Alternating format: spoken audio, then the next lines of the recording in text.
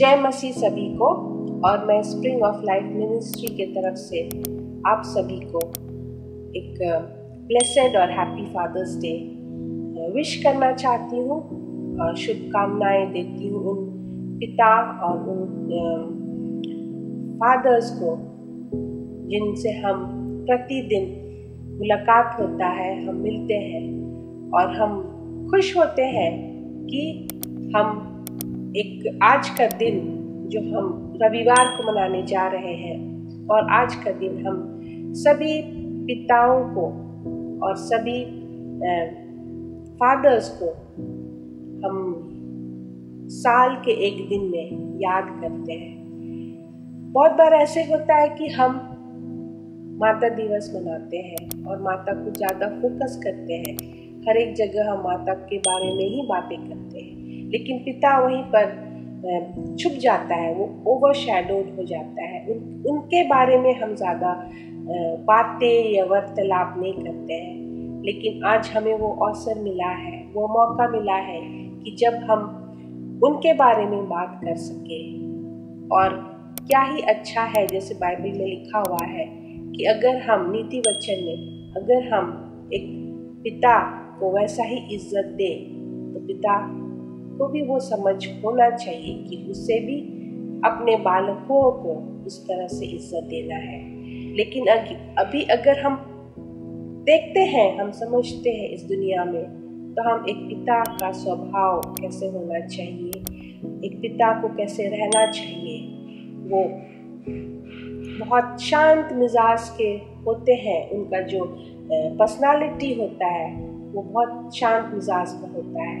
हम उनसे बहुत बार प्यार जो पाना चाहते हैं एक बालक या परिवार में, वो दूसरे अलग तरीका से वो प्यार निछावर करते हैं, ये हमें देते हैं। और उसका जो रोल होता है वो अलग होता है एक माता से, क्योंकि वो एक परिवार का देखभाल करता है, वो परिवार का एक हेड होता है, जिसको कहते हैं जो देखभाल करने वाला है, जो सबसे ऊपर जिसको परमेश्वर ने स्थान दिया है एक परिवार में। और उनका एक अलग अलग जो रोल होता है, जिम्मेदारियां होता है, परिवार ही सिर्फ नहीं लेकिन समाज के प्रति भी।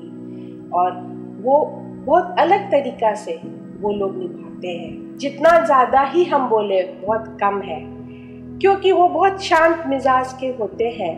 और वही एक है जो बहुत मेहनत करके घर चलाते हैं। और ये हमारे लिए एक रिस्पॉन्सिबिलिटी होता है कि उनको एक अलग नज़र से हम देखें। और यहाँ पर कभी कभी उनका जो इमेज होता है एक पिता का, वो कभी कभी उछल हो जाता है। और हम ये देखते हैं कि परमेश्वर एक पिता को बहुत अलग स्थान दिया है इस संसार में, और वो स्थान सिर्फ पिता को ही मिलता है और वो पिता ही कर सकता है। और हम जैसे संसार के पिता के बारे में अगर हम बातें करते हैं तो वो हमें उनका जो प्यार है अपने बच्चों के प्रति वो अलग होता है। वो बहुत कुछ करते हैं परिवार के लिए, समाज के लिए, अपने लोगों के लिए, लेकिन वो कम बोलते हैं। कम बोल करके ही वो अपने जो प्यार है वो दिखाते हैं। और वो सेम एट्रीब्यूट हम जो देखते हैं वो हमको हमारे स्वर्गीय पिता में भी दिखता है। और स्वर्गीय पिता उन लोगों को उसी तरह से बनाया है।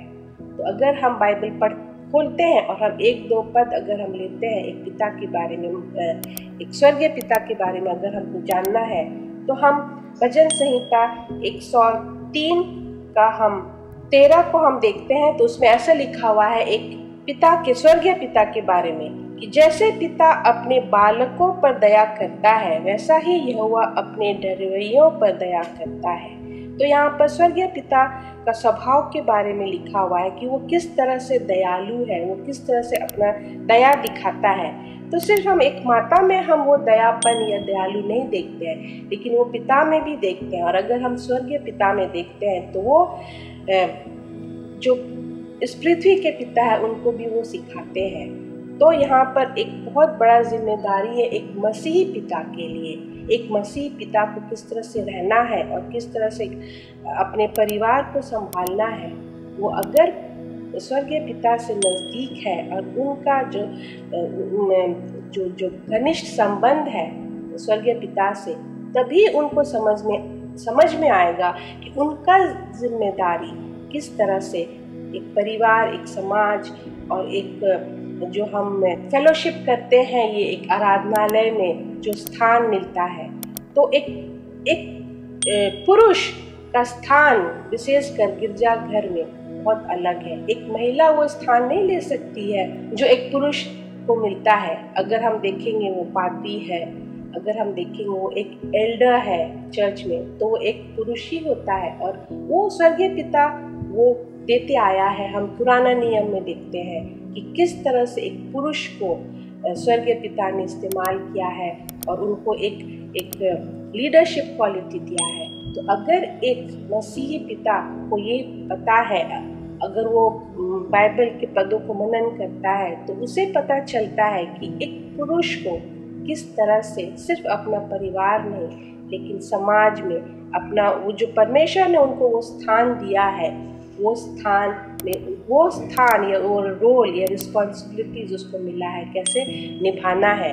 तो एक पिता सिर्फ प्रोवाइडर नहीं है, वो सिर्फ घर का एक हेड नहीं है, एक लीडर नहीं है, लेकिन उससे बढ़ कर के उसको स्वर्गीय पिता ने एक जिम्मेदारी दिया है।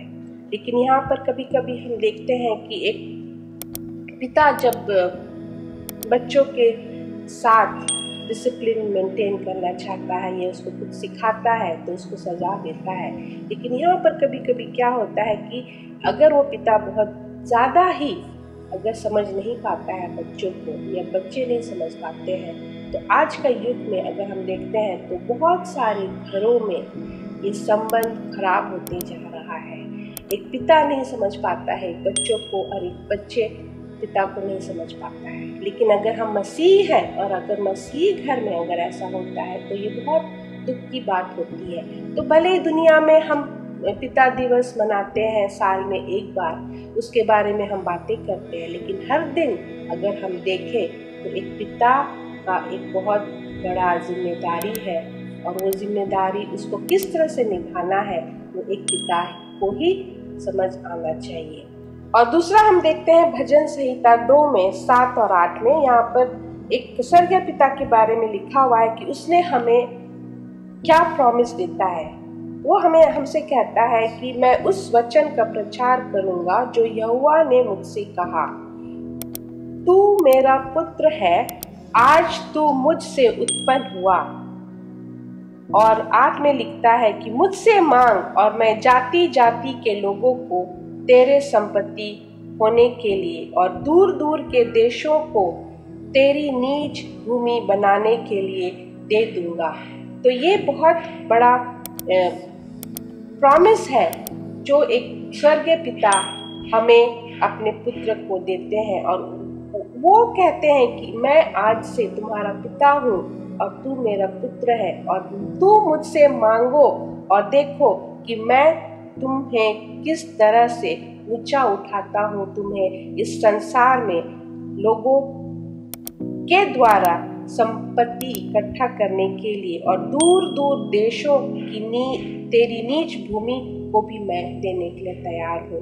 तो ये बहुत ही बड़ा शब्द परमेश्वर ने कहा है। अगर हम इसको बहुत ध्यान से पढ़ेंगे तो पिता ने हमें अपना पुत्र कहता है और हमें भी बोलता है कि मैं तुम्हारा पिता हूँ। तो और ये सब जान करके हमें खुशी होता है कि एक स्वर्गीय पिता हमसे कितना प्रेम करता है।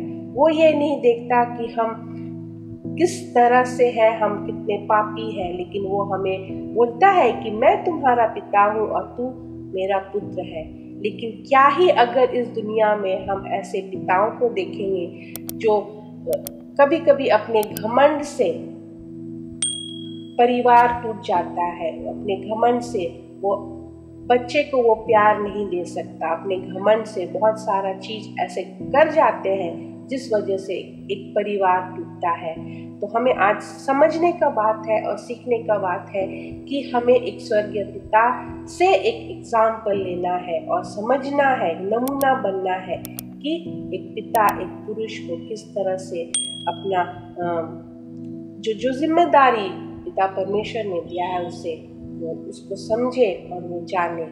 और इस वीडियो को आप अगर देख रहे हैं और आप एक पिता हैं और आपको अगर लगता है कि आप कहीं पर कुछ चूक गए हैं अपनी जिम्मेदारियों से, तो आप प्रार्थना करें और अवश्य पिता परमेश्वर जैसे यहाँ पर कहता है कि तुम मेरे पास आओ, मैं तुम्हें अपना पुत्र कहता हूँ, मानता हूँ और मैं तुम्हारा पिता हूँ। तो उसी तरह से पिता हमेशा तैयार है अपने बच्चों को क्षमा करने के लिए, और उसी तरह से एक पिता को भी एक अच्छा पिता बनना है अपने परिवार, अपने समाज, और जहाँ भी उसे एक अच्छा जगह मिलता है और एक इज्जत मिलता है तो उस इज्जत को लेकर के आगे बढ़ना है समाज में। तो मैं फिर से आप सभी को स्प्रिंग ऑफ लाइफ मिनिस्ट्री की तरफ से बहुत बहुत हैप्पी फादर्स डे का शुभकामनाएं देना चाहती हूँ। धन्यवाद।